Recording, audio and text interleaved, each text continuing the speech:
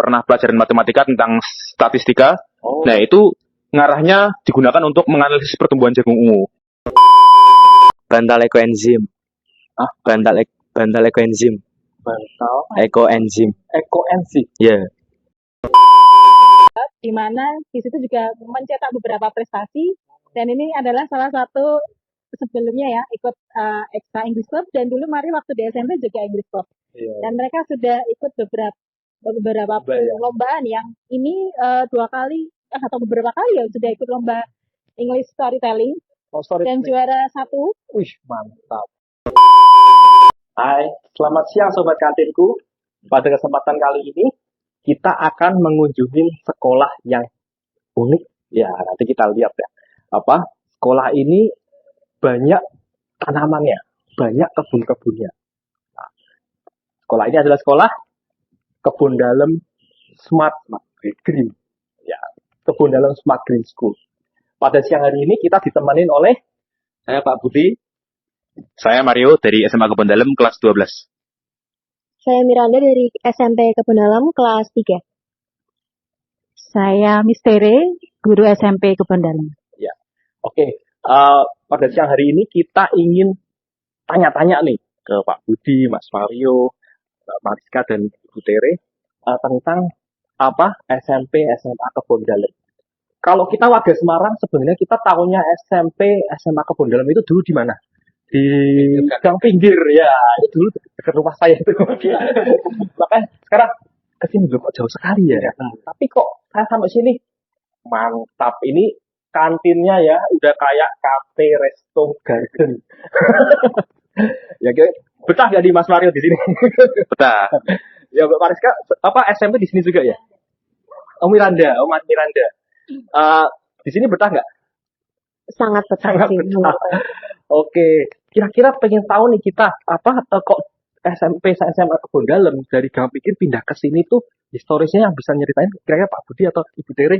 Kalau untuk SMP sama SMA itu ada sejarah yang berbeda ya Bu ya. Cuman secara prinsipnya sama, dalam artian ada visi misi yang diteruskan oleh para suster dari yayasan kami untuk pembangunan tempat ini. Mungkin dari misteri dulu tentang SMP mungkin pindah ke sini. Iya, untuk kepindahan dari gang pinggir ke Sambiroto ya, Iya. itu pastinya kebijakan dari suster di yayasan. Kami hanya mengikuti, tapi tentunya ini juga berkaitan dengan lokasi yang mungkin lebih strategis, kemudian lebih banyak peserta didik yang ada di sini, karena keluarga-keluarga muda di lingkungan sini kan lebih banyak. Perumahan di sini udah berkembang banyak ya, Citragram ya di sini. Betul. Makanya mungkin ya itu benar juga sih kalau misalkan anak didiknya banyak di sini, kenapa nggak kita jemput bola gitu ya Bu ya? Betul. Memang sekarang sih kalau kita lihat sekolah juga persaingan luar biasa ya. Iya. Di kota itu ada berapa sekolah dan masyarakat di sini yang notabene agak jauh dari kota. Kalau mau sekolah di kota kan juga kasihan jauh. Ya. Di mana-mana sama sih fenomena seperti kayak di Jakarta, di kota-kota besar, di Bandung itu kan perkembangan kota itu akan semakin ke pinggir, semakin ke pinggir. Dan sekarang kita lihat harga rumah juga luar biasa ya kalau di tengah kota ya. Jadi pinggir ini banyak perumahan-perumahan baru, banyak keluarga-keluarga muda, dan pastinya juga pasti ada banyak potensial untuk peserta didik yang memerlukan sekolah ya. Dan ini merupakan salah satu sekolah Katolik yang ada di sini ya Pak ya. Iya. Saya lihat kok tadi sepanjang jalan waktu ke sini, ya bener sih memang jarang sekolah. Jarang sekolah dan dibangun di sini ya tentunya suatu langkah yang mungkin ya yang kita bilang langkah yang strategis ya, yang smart, yang strategis. Tapi namanya kita bikin sekolah itu perlu waktu ya, perlu waktu untuk perkenalan. Mungkin teman-teman saya itu nggak tahu itu kalau ada sekolah di sini. Iya. Iya. Ya mungkin kita perlu untuk lebih memperkenalkan ke teman-teman supaya ya kalau saya lihat sih bangunannya bagus, adem ya. Nanti coba kita kalau ada kesempatan boleh muter-muter ke dalam ya. Ya oke. Terus saya lihat lagi gini, Bapak Ibu, Bapak sama Ibu Tere. Saya waktu sini kan lewat ada gereja Sambiroto. Ya. Itu ada bangunan juga, kebun dalam juga. Iya. Nah, terus kok ke sini ada kebun dalam lagi. Lah, itu dua bangunan ini hubungannya gimana? Maksudnya apa? Peruntukannya seperti apa? Untuk bangunan ini kan kita ada satu kampus yang namanya adalah kampus Sambiroto. Nah, secara sejarahnya atau historisnya sebenarnya yang dibangun adalah yang di dekat gereja Sambiroto. Dari TK, SD-nya itu dibangun di situ. Nah, seperti yang disampaikan Misteri tadi, dengan perkembangan yang ada di pemukiman pecinan itu kan sudah jarang menjadi tempat pemukiman. Lebih banyak untuk toko dan tempat usaha. Dan keluarga muda sudah pindah di area pinggiran kota atau ke perumahan-perumahan yang lain. Sehingga visi misi kita dulu di tahun sekolah Bondalem bahwa diadakannya sekolah Bondalem itu untuk memberikan pelayanan pendidikan kepada keturunan Tionghoa itu sudah mulai turun. Dalam artian akhirnya kita mempunyai visi yang lain. Ya cobalah kita cari area yang perlu adanya sekolah-sekolah Katolik. Nah, kita menemukan di sini salah satunya dibangun dengan adanya SD Kebon Dalem Sambiroto dan TK. Kemudian dalam perjalanan waktu SMP juga menyusul lebih dulu ke sini. Nah, SMA paling belakang menyusul ke sini dan kita memang waktu itu melalui proses yang ada dengan adanya kurikulum merdeka, tentang adanya proyek, tentang adanya isu-isu global tentang SDGs dan sebagainya itu kita mengangkat tentang konteks alam atau permasalahan-permasalahan tentang lingkungan yang memang itu diperlukan. Nah, ini yang kita usahakan untuk dikembangkan dalam artian tidak hanya pendidikan formal, tapi pengetahuan tentang green leader, eco transformer dan sebagainya itu yang menjadi dasar. Nah, dari lokasi yang ada ini dirasa tempat ini mempunyai tempat yang cukup unik dan bisa ditanami banyak tanaman dan bisa olah untuk lab alamnya seperti itu. Spesialis project gitu ya? Iya, betul. Jadi secara umumnya untuk kelas indoornya ada di Sambiroto, tapi di sini dari KB, TK, SD, SMP, SMA, kegiatan proyeknya di sini. Seperti itu. Oke, sekarang kita mau tanya nih ke para siswanya, Mas Mario sama Mbak Miranda ya. Mas Mario dari SMA, kelas berapa?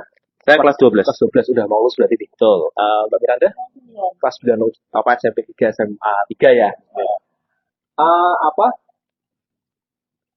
Ini Mas Mario kampusnya di mana? Di sini atau di Sambiroto? Jadi untuk per semester ini SMA Kebon Dalem itu memakai 2 gedung. Jadi kita tukar-tukaran sama SMP. Kita secara umum itu memang pembelajaran kegiatan di sini. Di sini ya. Jadi setiap hari Senin, Rabu, sama Jumat kita pembelajaran di sini. Ada pembelajaran proyek juga.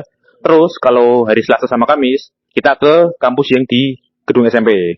Jadi yang anak SMP-nya ke sini. Betul. Yang SMP-nya bakalan ke sini. Selasa Kamis kesempatan buat bikin proyek. Kalau SMA-nya berarti Senin, Rabu, Jumat. Berarti pelajaran lebih banyak proyeknya ya, Mas Mario daripada dalam kelas ya. Kalau secara jam pelajaran memang pelajaran normal-normal aja. Jadi proyek itu cuman di 1 hari aja. Nah, tapi memang selama pelajaran itu kita banyak mengorientasikan ke pendidikan berbasis lingkungan. Jadi memang materi-materi yang dipelajari itu ujung-ujungnya ya mengarah ke tadi itu, ke eco transformer, green leader dan sebagainya gitu. Bahkan waktu itu saya ingat waktu kelas 10 itu pernah pelajaran matematika tentang statistika. Nah, itu ngarahnya digunakan untuk menganalisis pertumbuhan jagung ungu. Jadi boleh cerita dong, Mas Mario, ternyata proyeknya kok menarik. Salah satu proyek aja deh ceritain. Ngerjainnya apa, terus mungkin hasil penemuannya apa, terus dari Mas Mario sendiri kan pasti ngerjain proyek ini, wah, aku jadi ngerti gini nih. Gitu. Ya, yang paling saya ingat itu soal healthy food. Jadi sejak kelas 10 malah sampai sekarang ini, terakhir kali kemarin kita itu masih sempat dapat materi tentang healthy food. Jadi kita itu diajak untuk mengolah bahan pangan yang memang jarang masyarakat itu konsumsi, tapi sebenarnya itu manfaatnya banyak gitu. Nah, seperti ubi ungu, terus ada jagung ungu, itu kan masyarakat kan memang jarang konsumsi ya. Kebanyakan makanya ya kalau nggak jagung manis yang kuning itu, kalau nggak ya ubi biasa. Terus dapatnya bahannya dari mana? Nanam sendiri? Ada yang nanam. Ya. Kayak kemarin saya waktu kelas 11 itu saya nanam sendiri jagung ungu. Terus kelas 10 juga nanam ubi ungu sendiri. Berapa lama nanamnya? Bagaimana? Nanamnya berapa lama? Lupa. Jadi mungkin ada satu periode nanam terus Iya, betul. gitu ya. Betul. Heeh. Tesnya gimana? Ngapa? Ngetesnya. Ngetes. Ngetes. Perlu dites nggak itunya hasil proyeknya itu? Oh, perlu. Ya, bentuk tesnya ya itu tadi kita olah, lalu kita lihat dulu syarat nanaman itu pasti diajarin sama guru-gurunya kan. Nah, habis itu kita waktu panen kita lihat dulu buahnya baik apa enggak gitu. Kalau baik, nantinya ya kita akan lanjutin, kita olah jadi makanan. Dan betul. Dan makanannya pun nggak apa ya, bukan yang umum juga. Kita diajarin buat ngolah lagi. Misal kayak kemarin ada yang buat nasi dari ubi ungu gitu. Jadi nggak sekedar memasak yang penting jadi, tapi kita juga diajari gimana sih cara berinovasi dengan bahan pangan yang ada, dengan keterbatasan yang ada itu supaya kita menghasilkan produk yang tetap enak aja gitu. Manfaatnya apa ya Mas? Boleh dijelasin manfaat ubi ungu? Hah? Manfaatnya ya. Oh ya, jadi semua sayuran ungu dari yang saya baca dan saya ketahui juga itu tinggi sama antioksidan sama antosionin. Jadi itu fungsinya untuk melancarkan peredaran darah, terus ada untuk mencegah keracunan. Bukan mencegah keracunan, tapi itu zat yang bisa mencegah zat-zat yang membahayakan tubuh itu supaya jadi lebih Antioksidan. Oksidan ini yes, beratus. mencegah zat-zat berbahaya dalam tubuh supaya hasilnya nggak terlalu fatal gitu. Terus Ya. Jadi sekarang udah apa? Kira-kira dari hasil penelitian ini apa bisa dilakukan lebih lanjut atau masih berlanjut terus ini sampai SM kelas 12 itu masih berlanjut? masih berlanjut. Masih berlanjut. Masih. Oh nanti apa dilanjutin sama adik kelasnya gitu atau gimana? Oh, kalau dari adik kelas memang dimulai dari awal lagi supaya mereka paham dasarnya dulu. Jadi nggak cuma melanjutkan tapi mereka paham juga. Ya, jadi tiap kelas, tiap generasi itu nanti ada mereka bikin project yang di kerjakan berkelanjutan. Iya. Oke, terima kasih Pak. Wah, ini servis kantinnya luar biasa ini. Keren sekali. Dan kebetulan lingkungan sini kan sangat mendukung buat pembelajaran seperti itu. Betul. Banyak kebunnya ya Mas. Betul. Oke, makasih Mas Mario penjelasannya luar biasa. Kita juga jadi amazed loh. Wah, SMA udah diajarin bikin project gini. Bukan cuma melulu teori ya. Betul. Juga di banyak project karena di sini tempatnya juga cukup luas dan cukup mendukung untuk kita buat project-project yang berbasis alam, ekosistem. Yang luar biasa sih, approach-nya lebih komplit ya. Mungkin memang kayak sekolah-sekolah di luar itu juga gitu. Kita nggak cuma berbasis teori, tapi juga ada prakteknya. Nah, mungkin prakteknya ini yang mungkin lebih masuk ke anak-anak gitu ya. Lalu anak-anak jadi lebih wah mantap ya, bukan cuma belajar matematika, cuma angka-angka, bukan cuma belajar kimia, fisika, biologi cuma melulu tulisan, tapi praktek langsung. Nah, ini yang terus terang saya sendiri juga amazed ya. Saya sendiri juga kagum dengan yang ditawarkan SMA kebetulan. Kalau boleh tanya di SMP nih, ya Miranda, gimana di SMP ini ya saya sama mau nanya tentang proyek-proyek kalau di SMP itu seperti apa? Contoh-contoh proyeknya yang dikerjain di waktu SMP. Sebetulnya ada banyak project yang P5 itu, ada sangat banyak ya sebetulnya. Cuman yang paling saya minati masih di salah satu project saya berjudul Roket Air. Roket Air. Roket air. Ya. Oke. Jadi kami sedikit meneliti apakah roket itu bisa terbang dengan tekanan itu apakah benar, kayak pembuktian atau membuktikan gitu, dan kami membuat laporan. Dan itu sangat menyenangkan untuk saya karena jadi punya banyak pengetahuan, karena awalnya kan saya bukan orang yang tertuju pada fisika dan tidak begitu berminat di bidang itu, tapi karena bisa melakukan pembuktian dan bisa membuat laporan, saya jadi cukup meminati fisika sebetulnya sampai sekarang. Jadi kalau dulu saya sekolah itu fisika adalah subjek yang dibenci anak-anak. Dan terus terang memang kalau kita nggak lihat langsung, nggak mengamati langsung, kita cuman ini teorinya begini-begini, kalau udah tabrak formulanya apa, masuknya susah. Nggak banyak siswa yang bisa imajinasi. Harus yang siswa imajinasi tinggi, oke bisa. Tapi kalau dengan dipraktekkan, itu ya. Tapi mungkin dari Mbak Miranda sendiri udah kesaksian ya kalau udah dipraktekkan itu dari nggak suka bisa jadi suka kan. Maksudnya apa lihat, oh bener gini ya, oh iya kok bisa gini ya, karena banyak fenomena-fenomena di fisika itu yang eh, bisa kita bilang mengherankan gitu loh. Wah, kok bisa gini ya? Oh, berarti kalau gini bisa gini. Jadi eh, proyeknya approach-nya bagus. Jadi murid-murid juga bisa menimbulkan minat dari murid-murid itu ke pelajaran-pelajarannya. Ada proyek lain yang bisa diceritain? Project lain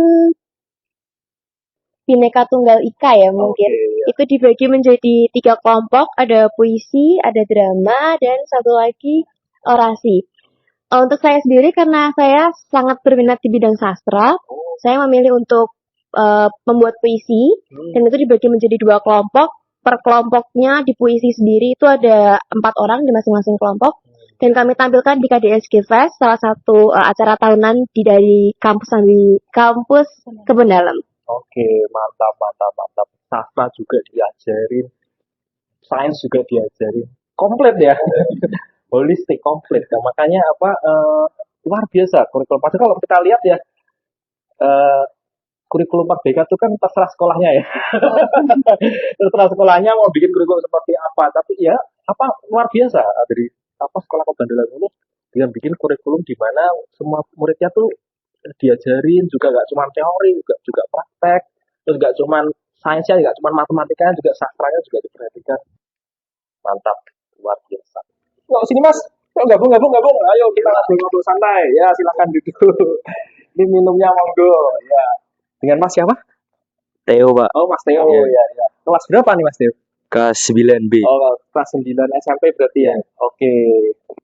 Ya mas Theo ada kesan pesan nggak selama bersekolah di sini? Ya cukup berkesan sih karena banyak kayak P5 kayak buat project-project itu, terus ekstranya juga seru-seru. Oke. Ceritain dong proyeknya biar kita tahu. Kemarin saya buat itu bantal ekoenzim. Bantal ekoenzim.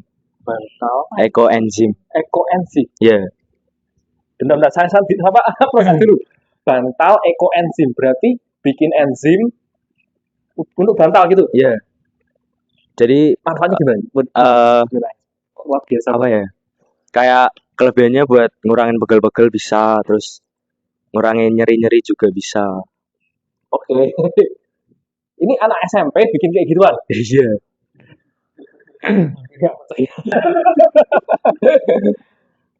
Bisa dilihat dari apa bikinnya itu? Bantal ekoenzim. Kita buat dari kulit buah, terus dicampur sama air gula Jawa, Air gula Jawa terus difermentasi selama 3 bulan. selama 3 bulan. Habis itu langsung ditaruh di bawah. Ya, Oh. Sudah dibuktikan? belum sih kalau itu. Oh belum. Nanti setelah jadi akan dites untuk sebagai bantal.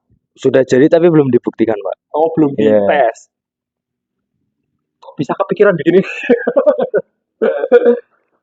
Nah, biasa kan baru tahu kalau kulit buah fermentasi bisa jadi enzim terus dipakai bantal bisa ngurangin Pegel-pegel. pegel-pegel nyeri. Tahu saya. Dan ini anak SMP Kebun Dalem udah diajarin. Aduh, saya pensiun aja. Luar biasa. Oke, terima kasih Mas apa namanya? Theo. Ya. Luar biasa proyeknya.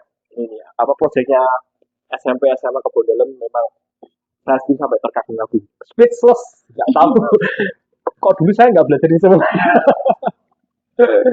Oke, tentunya kalau dengan proyeknya mantap ini murid-muridnya juga pinter-pinter, pasti SMP SMA Kebun Dalem ini banyak ini ya, sering ikut-ikut lomba, punya banyak prestasi ya Pak, Pak Budi Butere ya. Kira-kira bisa jelasin salah satu mungkin prestasi-prestasi dari anak-anak ini atau kegiatan yang pernah di. Kalau untuk proses ini sebenarnya kita berfokus pada pengembangan diri dan potensi diri. Jadi anak itu minat di bidang apa. Nah, tapi di luar itu kalau untuk sekolah-sekolah pendalam itu pasti akan berusaha untuk menyiapkan peserta didik untuk melaju ke jenjang pendidikan selanjutnya. Kalau untuk SMA itu kita menyiapkan peserta didik untuk di bidang perkuliahan dan dunia kerja. Jadi memang keterampilan-keterampilan di bidang kayak tulis ilmiah dan sebagainya itu kita tanamkan sehingga anak-anak itu sering ikut dalam lomba-lomba karya tulis ilmiah baik tingkat kota, provinsi ataupun nasional, dan banyak juga meraih kejuaraan di bidang itu. Ada beberapa contoh adalah membuat ekobrik dan itu diujikan di mana di ITS, itu juga menjadi juara juga. Dalam ekobrik itu apa Pak? Ekobrik itu dari gini, kita waktu itu mengolah arang yang ada di pembakaran jadi barang itu, arang yang kita ambil debunya itu terus kita campurkan dengan beberapa bahan terus kita press itu menjadi kayak batako seperti itu. Jadi bikin material dari bahan limbah itu ya. Dan kita mengambil juga dari enceng godok. Enceng godok kan jarang dimanfaatkan. Kita gunakan seratnya untuk sebagai penguat itu. Seperti itu. Ini SMP, SMA atau lembaga penelitian Pak? Ini yang Luar biasa loh. Iya. menjadi keunikan kita adalah kita berusaha untuk menyiapkan anak itu sudah siap ketika nanti mereka kuliah. Jadi mereka punya bayangan ketika mereka kuliah itu semua segala sesuatunya harus dihitung secara statistik dan terstruktur dalam pengerjaannya. Seperti yang disampaikan Mario tadi bahwa ada menanam, tidak hanya menanam, tapi kita setiap harinya kita ukur pH tanahnya, terus kelembapan airnya, dan juga pertumbuhan ketika dikasih pupuk sebanyak ini dan lain sebagainya itu nanti akan berubah. Kandungan dari pertumbuhan itu apakah berubah atau tidak? Itu yang kita teliti dan ini yang menjadi nilai plus kita di luar kegiatan-kegiatan lomba tentang olahraga dan sebagainya, lebih kepada karya tulis ilmiah dan juga produk-produk yang kita ciptakan segala sesuatunya unik. Ada ekobrik, terus ada tadi nasi dari terus kita mengolah makanan-makanan menjadi yang pernah kita juga membuat boba dari kudir asem. Bingung lagi saya. Iya. Banyak hal yang kita udah lebih kepada healthy foodnya. Iya. Kebutuhan sekarang kan karena orang udah kerjanya tuh hampir 24 jam, nggak ada waktu buat masak. Emang kepedulian maksudnya healthy food ini udah jadi kayak kebutuhan ya Pak? Iya, kebutuhan. Karena kita kalau zaman dulu kita masih banyak waktu ya buat masak, buat memproses makanan itu dengan cara yang sehat. Tapi sekarang kan semuanya serba instan. Serba instan kita nggak ada waktu. Real food udah jarang. Iya, real food udah jarang sekali. Makanya mungkin dengan kita prosesnya kita nggak bisa apa-apain, cuman sumbernya ya kita ganti ya. Sumbernya Kalau itu kita ajarkan ke anak-anak. Sebenarnya kenapa mereka kita tuntut untuk dari proses menanam? Kita mengambil moto untuk dari seed to table. Jadi dari mulai menanam sampai menjadi hidangan makanan itu mereka harus melalui prosesnya. Jadi kalau kita beli bahan entah di pasar atau di supermarket dan sebagainya itu kadang kita nggak tahu apakah pupuknya pakai pupuk kimia atau tidak dan sebagainya. Jadi dengan kemampuan ini anak punya pengalaman yang lebih, dia bisa untuk kehidupan dalam dirinya ataupun keluarga syukur-syukur bisa berdampak ke masyarakat. luar biasa ya. Pendidikan di SMA SMP Kebun ini. Ngomong-ngomong, di sini sekarang muridnya berapa nih Pak? Kalau sekarang puji Tuhan kita dari kelas 10 sampai kelas 12 ada 40 siswa. Karena memang kita baru 1,5 tahun atau hampir 2 tahun inilah kita sejak di sini. Ya, 2 tahun ini. Ya. Berarti proyeknya juga baru digalakkan ini 2 tahun ini. Betul. Dan konsep yang kita bangun kan memang beda dari yang lain. Jadi masih belum diterima oleh masyarakat kok sekolah ada seperti ini. Mindset mereka Dan sekarang kita mau cari hiburan tuh ke alam semua loh. Jadi hal yang menarik ketika mereka cuma membahas tentang sekolah alam itu adalah belajar pertanian. Sebenarnya tidak itu juga. Ketika mereka menanam pun kita ajarkan mereka membuat alat siram otomatis yang bisa mereka aplikasikan menggunakan HP mereka dari jarak jauh yang kita sebut Arduino ya. Jadi semua berkaitan dengan kita Luar biasa. juga dengan IT-Preneur. Kita juga punya lab komputer di sini.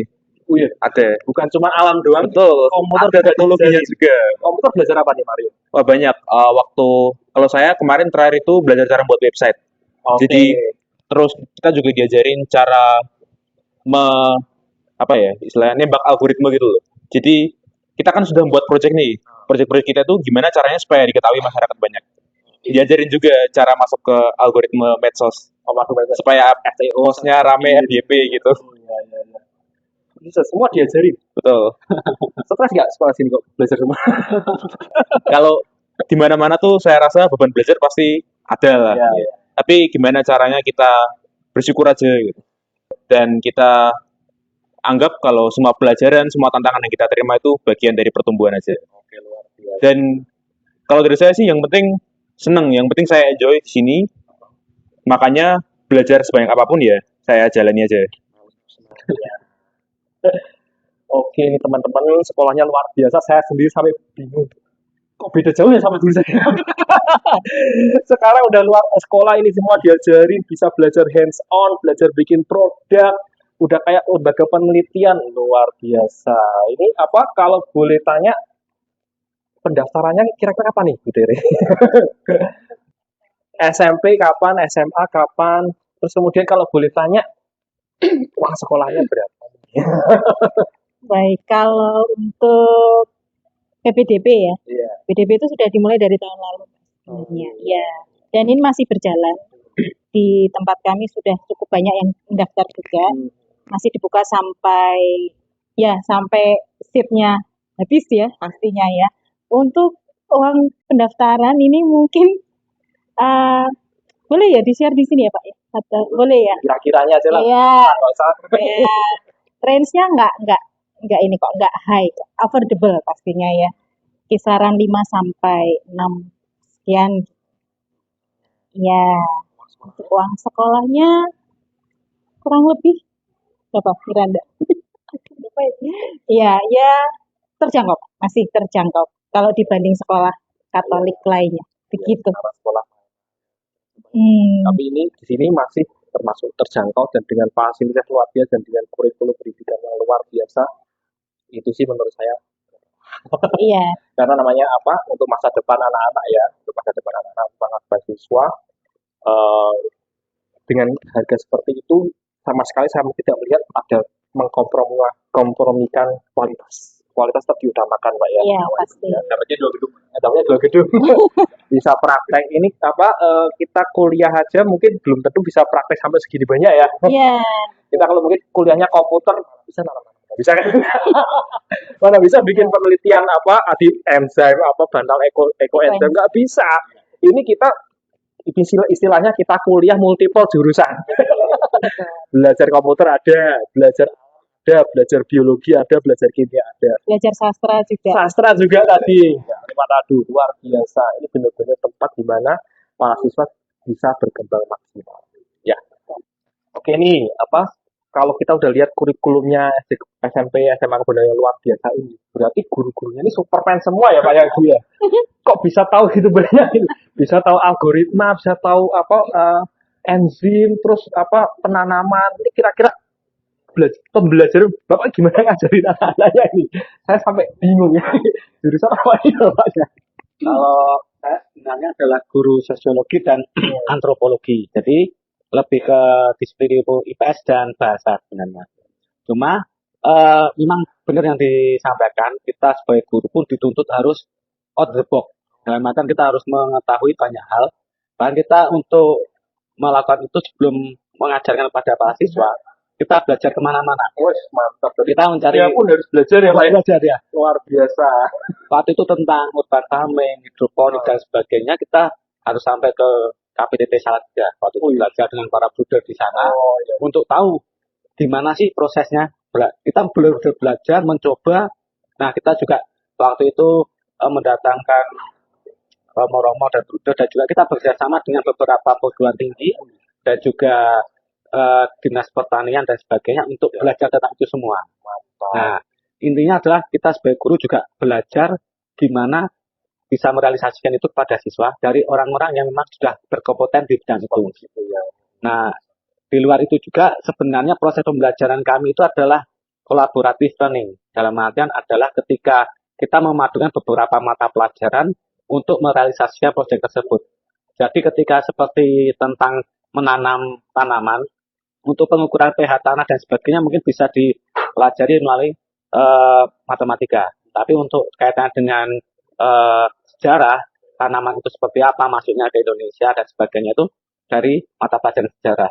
Terus nanti untuk kandungan gizi dan sebagainya bisa di biologinya atau seperti apa. Nah, kadang kita juga eh, untuk mencapai itu semua, kadang ada mata pelajaran yang harus mengajarkan pelajaran-pelajaran yang harus bisa diperoleh di perkuliahan tinggi atau perkuliahan. Contoh, ketika mereka belajar untuk apa sih Pak belajar tentang healthy food? Kita kan sudah ada makanan, kita bangun tidur sudah disiapin, ya kan? Nah, tapi ternyata mereka nggak tahu bahwa kalau dalam antropologi ada yang namanya antropometri. Nah, itu kita mengajarkan ke anak-anak bahwa apa yang kita makan atau perilaku apa yang kita lakukan setiap hari secara terus-menerus terhadap tubuh itu akan mempengaruhi fisik manusia, baik tulang ataupun daging dan sebagainya. Nah, ini kita kolaborasikan dengan anatomi tubuh manusia di biologi. Nah, hal-hal ini yang memunculkan pengintahuan ke anak-anak. Karena kalau di dalam buku pelajaran kan hanya teori, tulisan, tapi tidak selesai. Cuman kalau di ilmu perkuliahan itu lebih tajam dan sudah turunan langsung seperti itu. Luar biasa dari Pak Budi belajar terus ya Pak ya. Waduh, jadi Superman. Itu pengen tahu pengalamannya Ibu Tere nih jadi superwoman-nya gimana? Iya, baik. Tentunya nggak semuanya saya kuasai ya Pak ya. Saya tuh sebenarnya mengajar bahasa Inggris. Oke. Karena di sini ada proyek P5 dan saya rasa di sekolah lain juga sama. Seperti tadi Pak Budi sampaikan bahwa guru itu harus terus belajar. Ya, seperti kata Ibu Ica Khadijah juga, kalau guru berhenti belajar harus berhenti mengajar. Begitu. Ya. Filosofinya. Ya, jadi belajar itu kan bisa dari mana saja. Gitu. Dan kita juga melihat bahwa fenomena bahwa literasi anak muda zaman sekarang itu dikatakan cukup rendah. Nah, di sini dengan adanya proyek P5, kita mengajak anak-anak untuk belajar melalui literasi, baik itu membaca ataupun menonton video, dan mereka diajak untuk belajar mandiri maupun terdampingi, begitu. Jadi ketika proyek, tentu saja nggak hanya mereka yang belajar ya. Sebelum kita mengajak mereka melakukan proyek, gurunya pasti harus ngerti dulu, ya. Walaupun juga kadang-kala kami pun belajar dari mereka, begitu.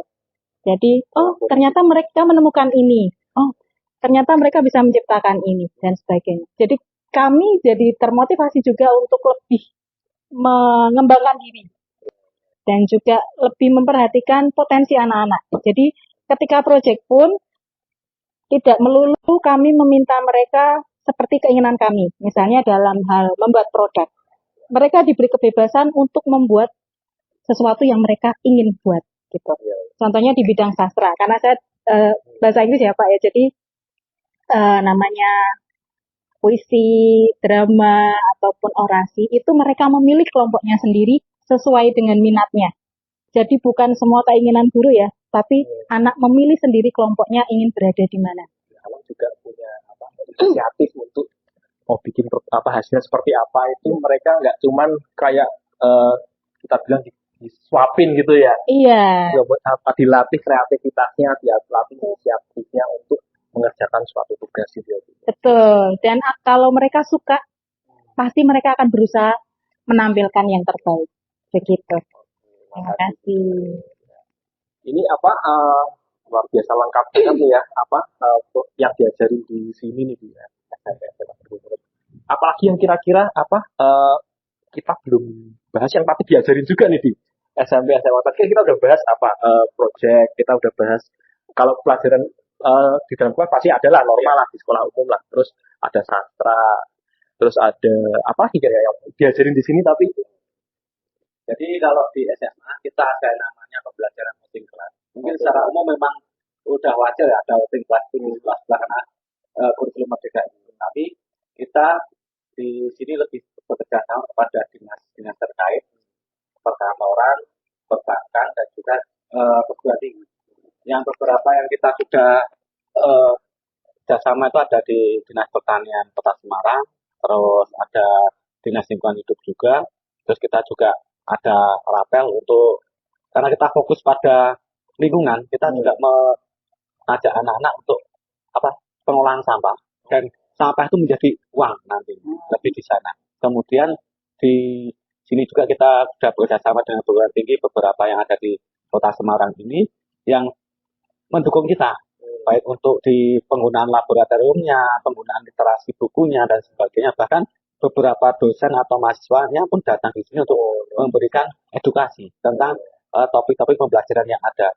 Kemarin juga kita habis pergi ke salah satu perguruan tinggi yang ada di Kota Semarang, kita mau belajar banyak di sana dan kita bisa menggunakan laboratoriumnya untuk uji makanannya, kandungan gizi dan sebagainya dan lain sebagainya itu kita ujikan di sana. Luar biasa. Berarti nanti kalau anak-anaknya ke universitas udah nggak kaget ya, udah biasa di sekolah.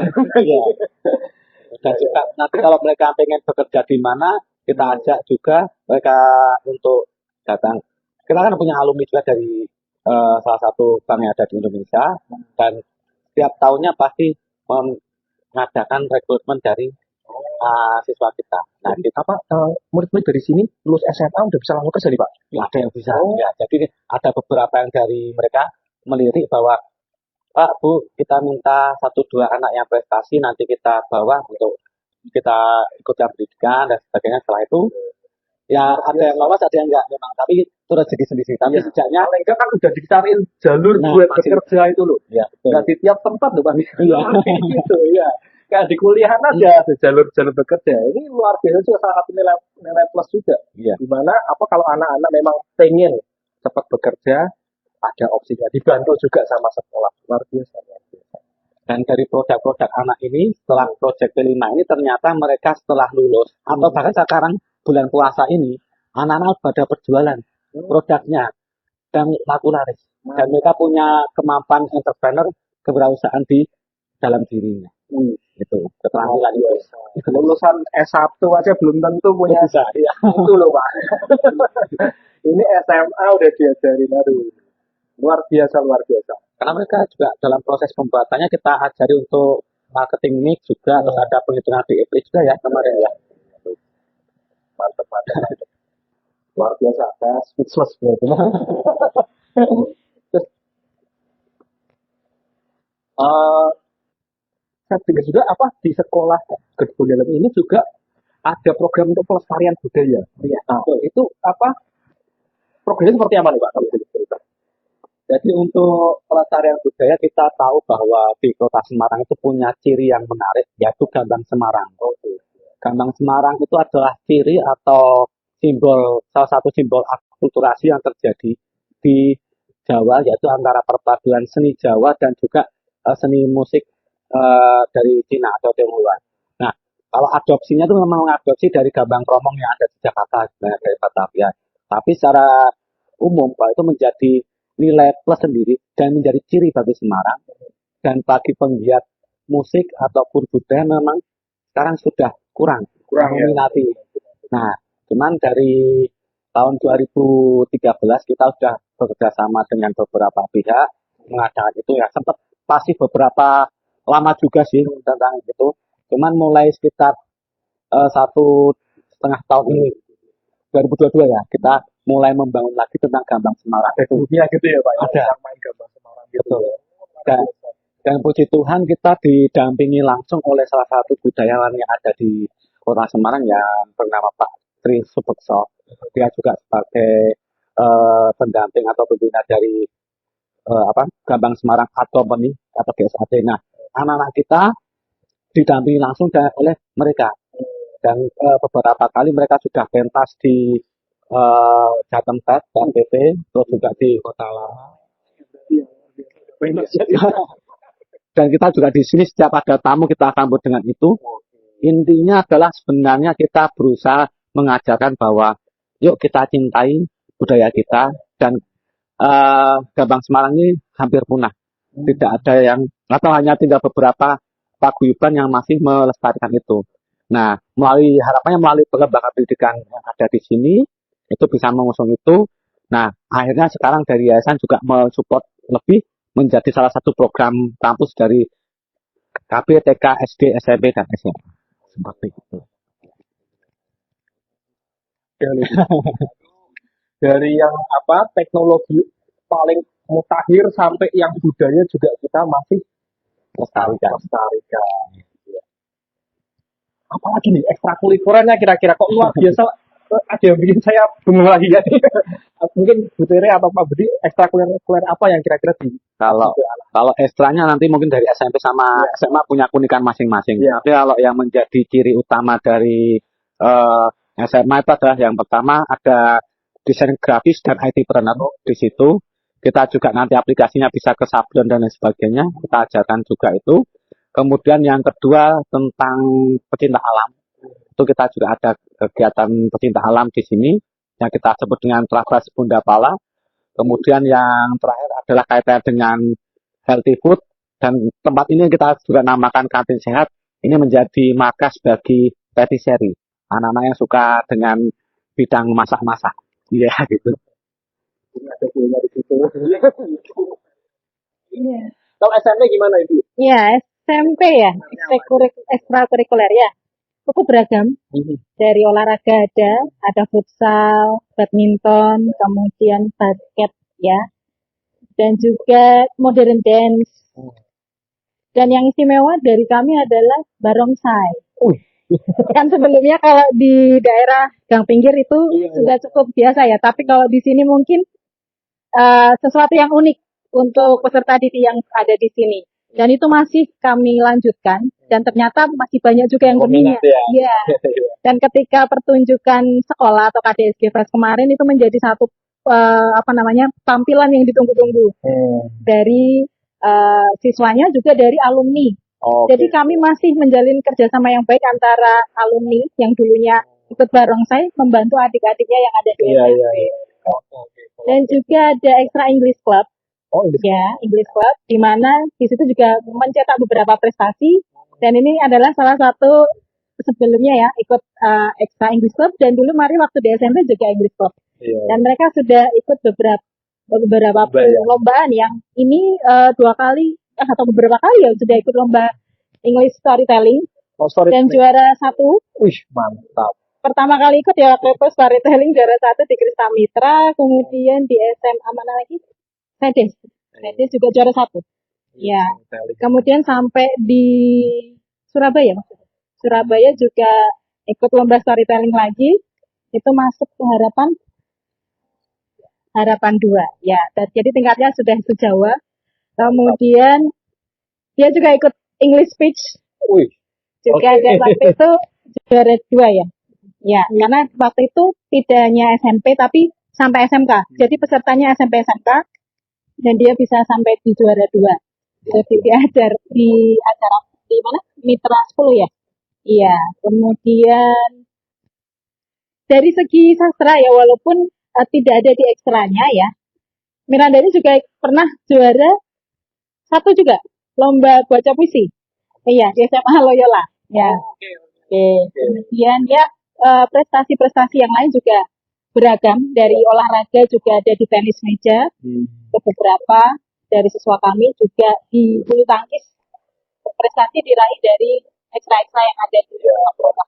Kalau SMP sekarang muridnya berapa Ibu? SMP sampai kelas 7 sampai 9 ya. Ada 157. Ya, ada 2 rombongan belajar. 2 kelas per jenjang. Ruangan kelas. Oke. Oke, jadi teman-teman di sini belum banyak yang tahu fasilitas lengkap, kurikulum luar biasa, muridnya belum banyak, ya makanya kalau teman-teman Katolik juga, ini sekolah Katolik yang dekat di daerah Sambiroto. Kalau rumah daerah sini nggak usah jauh-jauh, kualitas juga. Oke, sekian untuk episode hari ini. Nantikan kami berkunjung ke kantin sekolahmu untuk ngobrol-ngobrol tentang sekolah ini. Dan Jangan lupa like, Comment, share, Dan tonton acara kantinku di Channel YouTube Insan Sekolah Kasih. Sampai jumpa.